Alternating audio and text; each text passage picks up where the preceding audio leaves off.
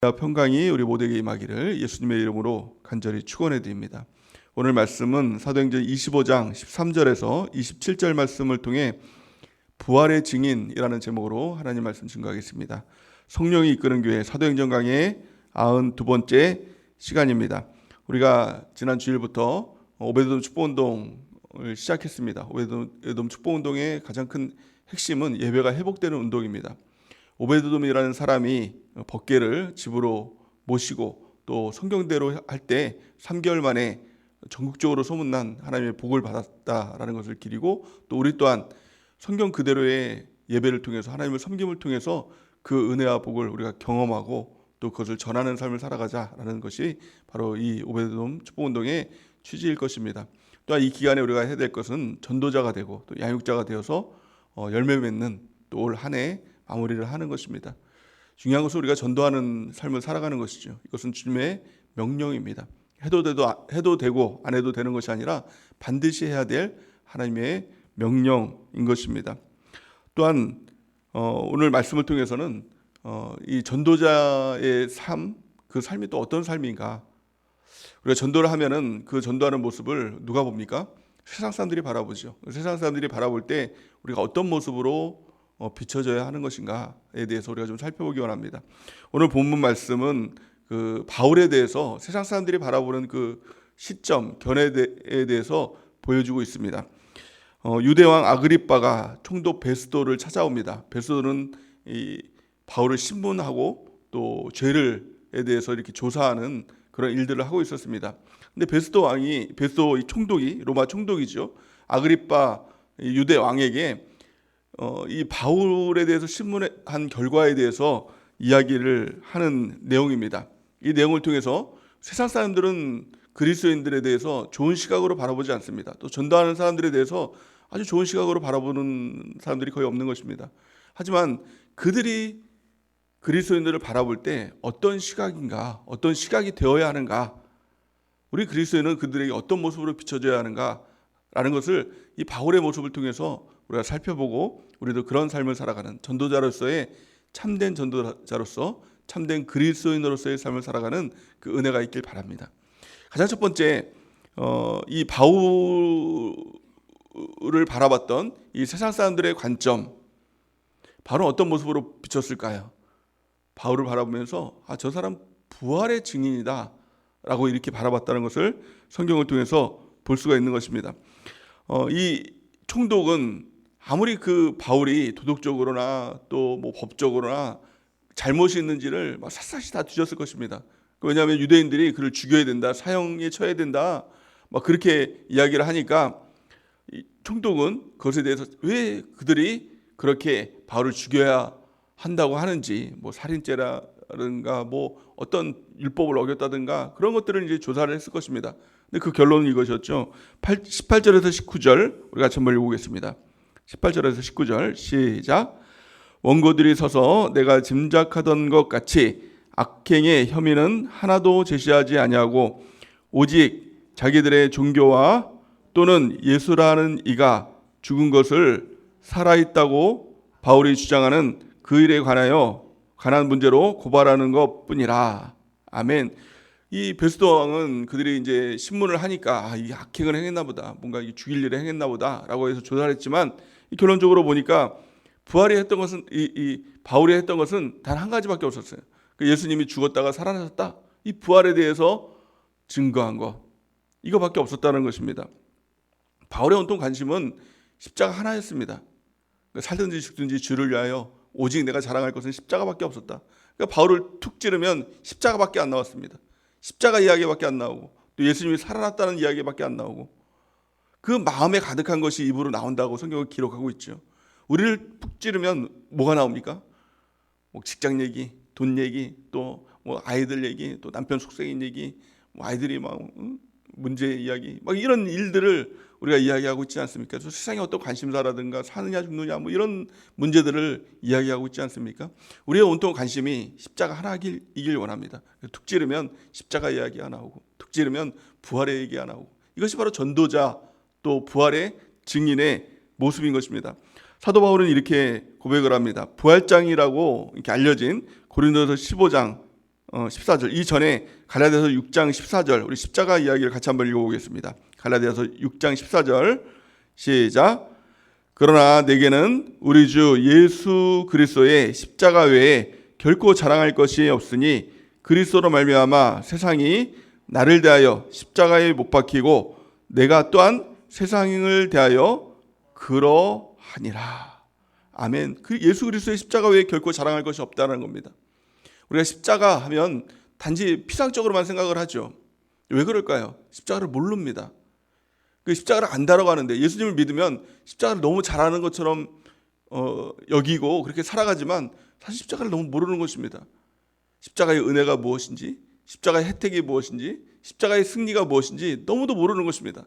근데 정말 십자가의 그 은혜를 안다면, 십자가의 은혜를 경험한다면, 십자가의 그 혜택을 내가 누린다면, 그 승리를 경험하며 산다라고 하면 십자가밖에 없을 것입니다. 와, 십자가로 나 같은 이 죄인을 구원해 주셨네. 죄로 인해서 내가 주인인 줄 알고 살아가는 인생이 그것이 전부인 줄 알고 살아갔는데 십자가의 그 은혜를 통해서 내가 주인이 아니라 예수님이 주인이라 이것을 내가 깨닫고 또 그 삶으로 우리를 인도해 주셨다는 것. 이거 참 놀라운 것이죠. 하나님이 이 주인된 삶을 살아갈 때 우리의 삶 가운데 얼마나 놀라운 은혜가 있는지, 또 그 혜택을 통해서 죄가 끊어지고 저주와 가난과 질병이 끊어지고 저주에서 축복으로, 가난에서 부여로, 또 질병에서 강건함으로 우리를 바꿔주신 놀라운 하나님의 은혜, 또 그 승리의 역사로 마귀를 이기고 세상의 도전을 이기고 영원한 천국으로 영생을 얻는 그 놀라운 십자가의 그 은혜와 혜택과 승리를 내가 알고 경험한다면 그것밖에 이야기할 것이 없을 것입니다. 바울은 그 예수님을 만나고 십자가의 은혜와 혜택과 승리를 경험하면서 살았기 때문에 어디를 가든지 무엇을 하든지 이 십자가 얘기밖에 안 했다는 겁니다. 십자가 외에는 결국 자랑할 것이 없다. 그렇다면 바울이 자랑할 것이 별로 없었던 사람이었을까요? 아니죠. 그는요, 자랑할 것이 너무 많은 사람이었습니다. 이 당시 때 가말리엘의 후예다라고 하면 지금 우리로 보면 서울대, 아니 하버드에 나온 사람보다 더 이게 어떻게 보면 이렇게 높여졌던 그런 사람입니다. 가말리엘이라는 사람이 이 시대 최고의 석학이었거든요. 근데 그 사람이 제자였다. 이게 바울의 놀라운 자랑거리였죠. 또 바리새인 중에 바리새인이었다는 것, 히브리인이었다는 것, 또 로마의 그 시민권을 가지고 있었다는 것, 뭐 자랑할 것이 말도 없었을 것입니다. 또 이 성경을 보면 바울은 아주 큰 부자였다는 것을 또 성경을 통해서 이렇게 살펴볼 수가 있는데 자랑거리가 뭐 넘쳤던 사람입니다. 하지만 그 모든 것을 바울은 뭐로 여겼냐면 배설물로 여겼다는 겁니다. 똥으로 여겼다는 거예요. 아주 그러니까 그게 아무것도 아니었다는 게 아니라 십자가의 그 은혜와 천국의 그 놀라운 은혜를 발견하고 났더니 나머지 거는 아무것도 아니었다는 겁니다. 그걸 다 버릴 수 있었다는 겁니다. 우리가 그 놀라운 보화, 십자가를 통해서 주시는 놀라운 보화, 이거 발견해야 됩니다. 그러면요, 우리가 너무 중요하게 여겼던 것, 이거 너무 아무것도 아닙니다. 오직 십자가만 있으면 됩니다. 오직 예수님만 있으면 됩니다. 이것을 고백하게 된다는 것입니다. 또한 십자가의 그 은혜를 통해서 또 한 가지를 바라봤던 바울은 무엇을 바라봤냐면 부활을 바라봤습니다. 십자가가 있을 때 부활의 역사가 있는 것이죠. 십자가는 죽음입니다. 내가 옛사람이 죽는 것이죠. 또 옛사람이 죽을 때 새 사람으로 부활되는 하나님의 역사가 있는 것입니다. 나는 죽고 내 안에 예수님이 사시는 것, 내가 죽을 때 내 안에 예수님이 부활하시는 하나님의 역사가 일어나게 되는 것입니다. 이 성경에 보면 부활장이라고 말하는 고린도전서 15장에 이렇게 고백을 하고 있습니다. 우리 15장 14절 같이 한번 읽어보겠습니다. 시작. 그리스도께서 만일 다시 살아나지 못하셨다면 우리가 전파하는 것도 헛것이요 또 너희 믿음도 헛것이며. 아멘. 우리가 예수님을 믿습니다. 또 예수님을 믿기 때문에 우리가 주일 성수도 하죠. 또 세상 사람들이 가장 중요하게 여기는 돈을 막 헌금 막 하지 않습니까? 11조 막 헌금, 감사헌금, 뭐 때로 뭐 목적헌금도 막 선교구제 장학, 전도, 성전건축 막 이렇게 막 헌금하지 않습니까? 세상 사람들의 눈에 보면은 참 놀랄 노짜입니다. 아니 돈을 막 저렇게 교회에다 바치고 또 시간, 이 주일날 얼마나 이게 힐링하기 좋고 또 쉬기 좋은 시간인데 그 교회에 있고 막 그런 것들이 참 헛되게 보입니다. 하지만 우리는 정말 가치가 있는 그 모든 것이 가치가 있다고 여기는 것은 한 가지 이유입니다. 부활 때문에 그렇습니다. 부활이 없다면 성경에 보니까 만일 다시 살아나지 못하면, 그리스도께서 만일 다시 살아나지 못했다면 우리가 전파하는 것도 헛것이요, 전도하는 것도 헛것이요, 또 믿음도 헛것이다. 우리가 하는 모든 것이 헛것이라는 것입니다. 가장 중요한 것은 예수님께서 부활하셨다. 이 부활의 역사가 가장 중요한 것입니다.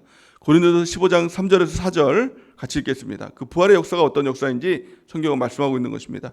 우리 같이 읽겠습니다. 시작. 내가 받은 것을 먼저 너희에게 전하였느니 이는 성경대로 그리스도께서 우리 죄를 위하여 죽으시고 장사 지낸 바 되셨다가 성경대로 사흘 만에 다시 살아나사. 아멘. 부활의 역사는 성경대로의 역사였다는 겁니다. 예수님께서 성경대로 죽으시고 성경대로 살아나셨다.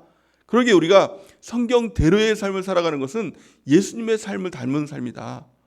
또 그것이 바로 주님의 뜻이다 라는 것을 우리는 알아야 된다는 것입니다. 그러므로 우리가 정말 중요한 것은 십자가와 부활, 이 두 가지를 붙드는 것. 이것이 어떻게 보면 신앙생활의 전부입니다. 우리의 자랑거리 전부입니다. 이것을 발견하고 나면 우리가 그토록 중요하게 여겼던 것들, 세상에서 그토록 얻기 원했던 것들, 이거 아니면 정말 안 된다고 생각했던 것들, 이게 다 배설물처럼 여겨집니다. 그게 중요하지 않다는 것이 아니라 너무 큰 가치를 발견하고 났더니 나머지는 정말 아무것도 아니었구나, 이걸 발견하게 된다는 것입니다. 그러기에 우리가 부활의 증인이 되기 위해서, 또 전도자가 되기 위해서, 그것은 억지가 아닙니다. 전도는 억지가 아닙니다. 전도는요, 어떻게 보면 정말 이 생명을 발견하는 사람이 전하지 않으면 내가 화를 당할 수밖에 없다 라고 여길 만큼의 그 가치를 발견했기 때문에 전할 수밖에 없는 것입니다. 그러기에 중요한 것은 그 부활의 의미를 우리가 깨닫게 되고 부활을 만나는 것입니다. 십자가를 만나는 것과 마찬가지로 부활의 예수님을 우리가 만나는 것입니다. 사도 바울이 변화되게 된 이유, 그것은 그 예수님을 만났기 때문에 그렇습니다. 다메섹 도상에서 그 예수님을 만났기 때문에 그는 부인할 수 없었다는 것입니다. 그럼 그 부활의 예수님이 어떤 분이십니까? 부활이라는 의미가 무엇입니까? 그것은 참 놀라운 의미입니다. 예수님께서 부활 생명에 대해서 말씀하실 때 요한복음 11장 25절에서 26절에 이렇게 말씀하고 있습니다. 우리 같이 한번 읽어보겠습니다. 시작. 예수께서 이르시되 나는 부활이요 생명이니 나를 믿는 자는 죽어도 살겠고 무릇 죽어서 나를 믿는 자는 영원히 죽지 아니하리니 이것을 내가 믿느냐. 아멘. 예수님께서 부활 생명 되십니다. 그러니까 죽어도 사는 것입니다. 세상 사람들은 죽을까 봐 두려워하죠. 하지만 예수 믿는 사람은 죽을까 봐 두려워하지 않습니다. 죽으면 살면 되잖아요. 또 죽으면 끝이 아니라 영원한 천국에서 영원한 삶이 있지 않습니까? 그러므로 부활을 정말 우리가 믿는다면, 이것이 정말 생생하게 우리 가운데 경험된다면 두려움이 없는 삶을 살게 되는 것입니다. 살면 되잖아요. 주님께 나가면 되잖아요. 예배드리면 되잖아요. 기도하면 되지. 주님 함께 하시면 되지. 이 담대함이 있는 것입니다. 주님이 계시면 사는 것입니다. 그러니까 우리 교회에서도 하나님 계시면 되고 안 계시면 안 됩니다 라는 고백들을 하는 이유가 무엇입니까? 우리의 삶 가운데 다 잃어버려도 됩니다. 아무것도 없어도 됩니다. 예수님만 계시면 됩니다. 예수님만 계시면 돼요. 오늘 주님 만나시기 바랍니다. 부활의 예수님을 만나시기 바랍니다. 그러면 그 사람만이 고백할 수 있는 것이 예수님만 계시면 됩니다. 이 고백이 나온다니까요. 나옵니다. 우리는 때로는 정말 많은 문제를 가지고 주님 앞에 나갈 때가 있습니다. 정말 이거 아니면 정말 끝입니다. 정말 나는 이제 죽게 됐습니다 라는 고백 가운데 나갈 때가 있거든요. 때로 어떤 사람들은 물질의 문제 때문에, 관계의 문제 때문에, 또 어떤 문제가 있을까요? 어떤 질병의 문제 때문에, 또 여러 가지 삶의 문제 때문에, 마음의 어떤 짐의 문제 때문에 눌리기도 하고, 또 뭐 공황장애, 또 뭐 불안장애, 그런 우울증, 이런 것들을 앓기도 하죠. 여러 가지 문제가 있습니다. 세상 가운데 문제 없는 사람은 없을 것입니다. 근데 그 모든 것을 가지고 주님 앞에 기도하면 우리 주님께서 주시는 답은 한 가지입니다. 다른 거 여러 가지 주지 않더라고요. 우리가 원하는 것 그거 말씀하지 않더라고요. 돈 달라고 하면 돈 뚝 주시는 것, 이거 하나님이 안 주신 겁니다. 대부분의 경우는요. 뭐 주셨을 수도 있겠지만 근데 대부분 안 준 겁니다. 하나님이 주신 것은요, 하나님 자신을 주는 겁니다. 하나님의 응답은 꼭 거의 한 가지더라고요. 내가 여기 있다. 내가 알고 있다. 이게 주님의 응답이에요. 근데 지금 뭐 들으면 당장 돈이 필요한데 아니 하나님 계시면 뭐 이렇게 생각할 수 있잖아요. 근데 정말 그 음성을 들으면 그리고 그 믿음이 되면 이런 고백이 나올 수밖에 없습니다. 주님만 계시면 됩니다. 나머지 아무것 내가 구했던 것이 정말 똥 같아요. 배설물 같아요. 다 아무것도 없어도 돼요. 주님만 계시면 됩니다. 이게 부활의 예수님을 만난 사람입니다. 십자가를 만난 사람입니다. 이 고백을 하라는 것이 아닙니다. 이 고백이 되는 것입니다. 우리가 구해야 될 것 부활의 예수님 만나는 겁니다. 그 부활의 예수님 만나면 아니 예수님이 살려주시면 되지. 뭐 예수님이 주시면 되지. 뭐 안 주시면 뭐 상관없어. 뭐 죽으면 천국이지 뭐. 이 담대함이 생기는 것입니다. 그것이 믿음의 담대함이고 그 담대함이 있을 때 승리하는 것입니다. 근데 결국 주님 계시면 주님과 함께 주님은 모든 것을 더해 주시더라고요. 우리가 원했던 것뿐만이 아니라 원하지 않은 것도 더해 주시는 하나님의 역사가 나타나게 되는 것입니다. 하지만 우리가 구해야 될 것 오직 예수님, 십자가의 주님, 부활의 예수님, 그 주님을 만나는 은혜가 있기 바랍니다. 그 부활의 증인이라는 것은 내가 경험한 것입니다. 내가 본 것입니다. 그것을 우리가 증인이 되어서 증거하는 것. 이것이 진정한 전도자의 삶인 줄 믿습니다. 또한 이것이 바울의 삶이었죠. 우리가 그 삶을 살아가는 은혜가 있길 바랍니다. 두 번째, 그렇다면 부활의 증인의 모습이 세상 사람들 가운데 어떤 모습으로 비춰져야 될까요? 그것은요, 한마디로 말하면 흠없는 모습으로 비춰져야 된다는 겁니다. 오늘 바울의 이 신문을 통해서 알 수 있는 것이 무엇입니까? 이 로마 베스도 총독이 바울을 털었습니다. 뭐 요즘 말로 탈탈 털었습니다. 검찰에 뭐 정치인들 들어가서 탈탈 털면 뭐 먼지만 나오는 게 아니라 뭐 수만 가지의 뭐 죄악들이 막 다 나오잖아요. 뭐 한 가지 죄 때문에 들어갔는데 막 여러 가지 막 죄가 엄청 많이 나와가지고 이거 어떻게 해야 될지 모르니까 그냥 무죄 주고 막 그런 거 아닙니까? 털었습니다. 털면 나와야 되는데 이게 뭐 요즘 말로 하면 먼지 뭐 털어서 먼지 안 나온 사람 어디 있겠냐라고 이렇게 얘기를 하죠. 그래서 뭐 경찰에 들어가고 검찰에 들어가면 없는 죄도 막 생겨난다면서요. 근데 바울을 털었습니다. 뭐라도 나올 줄 알았습니다. 안 나올 사람이 누가 있겠어요? 뭐 과거서부터 뭐 다 털었는데 하나도 안 나왔다는 겁니다. 그 신기한 겁니다. 조금이야 어떤 죄라도 뭐 발견하려고 했는데 하나도 안 나온 거예요. 유일한 죄, 부활의 예수님 전하는 죄밖에 없다는 겁니다. 이 모습이 너무 신기한 겁니다. 이 총독의 모습, 이 베스도 총독의 시선에 보더라도 너무 신기한 겁니다. 이게 바로 그리스도인의 모습이 되어야 한다는 것입니다. 이 바울도 또한 자신의 모습에 대해서 이렇게 얘기를 하죠. 빌립보서 3장 5절 우리 같이 한번 읽어보겠습니다. 시작. 나는 8일 만에 할례를 받고 이스라엘 족속이요 베냐민 지파요 히브리인 중에 히브리인이요 율법으로는 바리새인이요 이렇게 얘기를 합니다. 그의 모습 가운데 뭐 어떤 도덕적인 또 어떤 뭐 힐남 받을 그런 일들이 없었다는 겁니다. 근데 요즘 그리스도인들의 문제가 무엇입니까? 도덕적으로 비난받고 있다는 겁니다. 그건 정말 말이 안 되는 것이죠. 이 당시대 초대교인들에게 그리스도인이라는 칭호가 붙어졌습니다. 근데 그 말은요, 사실 죄가 없는 사람이라는 뜻이었습니다. 거짓말하지 않는 사람이라는 뜻이었습니다. 도둑질하지 않는 사람이라는 뜻이었습니다. 이게 그리스도인입니다. 근데 지금 그리스도인이라고 하면 도덕적으로도 온전하지 못한 사람. 뭐 그렇게 막 사용하고 있는 것이죠. 예수 믿는 사람들이야 말이야. 그러면서 이게 정말 문제인 것입니다. 그러니까 우리가 복음 증거하는 삶을 살아갈 때 사람들은요, 어떻게 보면 세상 사람들은 그 삶을 주목합니다. 어떤 삶을 살아가는지 욕을 하면서도 궁금해합니다. 그런데 그 뒤를 보면 아주 시커멓게 더 사기치고 더 욕잘하고 아주 그냥 전도를 잘하는데 욕쟁이야. 뒤를 돌아보면 아주 그냥 뭐 인간적으로 아주 볼품이 없는 사람이야. 그러면 복음의 효과도 없는 것입니다. 믿지 않는 것입니다. 그러므로 정말 중요한 것은 무엇입니까? 앞으로나 뒤로나 깨끗한 사람, 흠없는 사람, 예수님 믿으라. 이 복음 증거하는 것 외에는 뭐 흠잡을 것 없는 사람이 될 때 사람들도 그들을 보면서 그리스도인의 모습을 발견하게 되는 것입니다.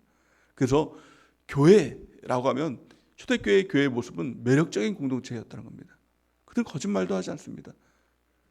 도둑질도 하지 않습니다. 아니, 죄라는 것을 찾아볼 수가 없는 이 공동체, 너무 신기한 공동체잖아요. 그러니까 사람들이 그 모습을 보면서 나도 한번 예수님 믿어보자, 그러면서 교회에 막 오기 시작했다는 겁니다. 그런데 막 그게 교회가 타락하면서 예수님 믿으면 뭐 더 잘 된다, 더 부자 된다, 뭐 이렇게 하면서 이 교회가 타락하다 보니 예수님 믿으면서도 거짓말하고 속이고 돈 벌기 위해서 뭐 어떻게 수단과 방법을 하지 않는 그런 모습들을 통해서 오염되는 것들이 있었다는 것이죠. 이런 모습을 끌어내고 아주 거룩한 공동체가 되어야 되는 것입니다. 성경은 또한 이렇게 말씀하죠. 베드로전서 3장 15절에서 16절 우리 같이 한번 읽어보겠습니다. 시작. 너희 마음에 그리스도를 주로 삼아 거룩하게 하고 너희 속에 있는 소망에 관해 이유를 묻는 자들에게는 대답할 것을 항상 준비하되 온유와 두려움으로 하고 선한 양심을 가지라. 이는 그리스도 안에 있는 너희의 선행을 욕하는 자들로 그 비방하는 일에 부끄러움을 당하게 하려 함이니라. 아멘. 우리가 선한 양심을 가지고 온전하게 살 때 세상 사람들이 만약 도덕적으로 비난하고 욕한다고 할지라도 결국에는 드러나게 되거든요. 죄도 드러나게 되거든요. 또 그 끝도 드러나게 되거든요. 근데 그 드러나게 될 때 진짜였네, 진짜 저 사람 나쁜 사람이었네, 이러면 안 되잖아요. 그 욕을 하고 막 그러다가 나중에 드러났는데 그 사람이 정말 선한 사람이었어요. 무지한 사람이었어요. 그러면 욕하는 사람들이 부끄러움을 당하겠죠. 이 모습을 이야기하고 있는 것입니다. 그러기 위해서 우리는 정말 거룩한 사람이 되어야 됩니다. 정직한 사람이 되어야 됩니다. 세상 사람들이 뭐라고 하든 정말 구별된 사람이 되어야 된다는 것입니다. 그것이 바로 전도자의 삶, 또 부활의 증인의 모습, 또한 성경에 나타난 바울의 모습이었다는 것입니다. 우리의 삶의 목표를 정해야 됩니다. 우리는 이제는 나를 위해 사는 삶이 아니라 주를 위해 살아가는 삶, 또 돈 벌기 위한 삶이 아니라 영생을 위한 삶, 그 삶이 바로 부활의 증인, 전도자로서의 삶인 줄 믿습니다. 우리 그 삶을 살아가면서 우리 주님께도 칭찬받고 또 세상 사람들 통해서도 저 사람은 정말 그리스도인이다, 진짜 그리스도인이다 라고 칭찬받는 은혜가 있길 바랍니다. 또한 우리를 통해서 많은 사람들이 예수님을 믿고 또 양육받고 함께 천국 가는 그 은혜가 넘치기를 예수님의 이름으로 간절히 축원해 드립니다. 우리 같이 기도하는 시간